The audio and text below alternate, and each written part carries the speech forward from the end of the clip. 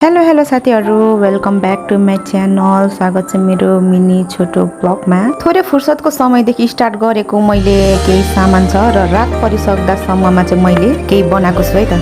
पक्नु हेर्नु होला है। त्यो के हो भन्दा चाहिँ यो हो।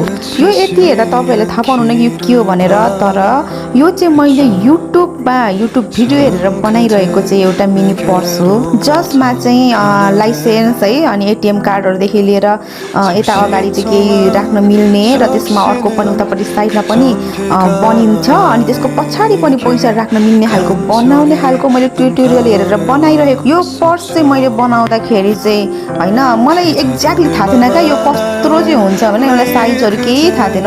यति बनेपछि चाहिँ मैले थाहा पाउन सके कि यो कुन खालको डिजाइनले बनिन्छ भनेर। मैले थाहा पाएपछि चाहिँ हैन अनि मैले विचार गर्दाखेरि चाहिँ यो कुन एंगलबाट पर्स बनिन्छ क्या, यो त सानो बुढियाले बोक्ने पर्स भन्दा पनि सानो नै छ क्या। यसमा त एटीएम कार्ड त के भन्नु र यत्रो एउटा पैसालाई रोल गरेर हाल्दा पनि सायद त्यो फुलेर चाहिँ नअट्ने जस्तो हुन्थ्यो के। अब यो सानो पर्सलाई मैले यसलाई कन्टिन्यू गर्ने कि नगर्ने धेरै सोचेपछि चाहिँ फाइनली म यसलाई चाहिँ बिगार्नेतिर लागिरहेको छु। साथीहरु, यसरी मैले बिगार्ने बनाउने क्रम चाहिँ यो फर्स्ट टाइम होइन।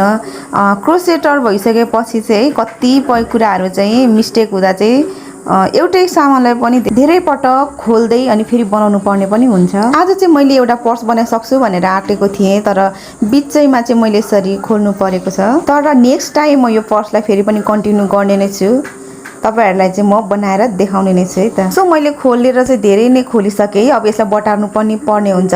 हेर्नु है त, यति धेरै क्या मेसी भइसकेको छ। यो पछि मैले यसलाई बटारिन भने चाहिँ फेरि यो डल्लो पर्छ र धागो वेस्ट पनि हुन सक्छ, काम नलाग्ने पनि हुन सक्छ। सो गाइज, आजको यो भिडियोलाई चाहिँ यही एन्ड गर्दैछु। नेक्स्ट टाइम चाहिँ यो ब्यागलाई म कन्टिन्यू गर्नेछु, यो पर्सलाई म कन्टिन्यू गरेर बनाएर फेरि पनि तपाईहरुको माझमा भिडियो मार्फत ल्याउने नै छु।